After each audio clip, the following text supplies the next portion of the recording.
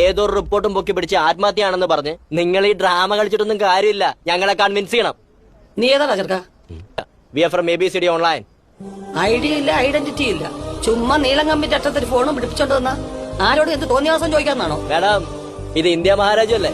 ഇവിടെ ചോദ്യങ്ങൾ ചോദിക്കാനും റിയാക്ഷൻ വീഡിയോ എടുക്കാനുള്ള എല്ലാ അവകാശങ്ങളും ഞങ്ങൾക്കുണ്ട്. റിയാക്ഷൻ? ഒഴുക്കിൽ സ്വന്തം അച്ഛനെ നഷ്ടപ്പെട്ട 6 വയസ്സുകാരന്റെ മുമ്പിൽ ക്യാമറയും പൊക്കി പിടിച്ചോണ്ടിയെന്ന് അതിന്റെ കരച്ചിലൊരു ദയയില്ലാതെ എടുക്കുന്നതാ നീ ഈ പറഞ്ഞ റിയാക്ഷൻ?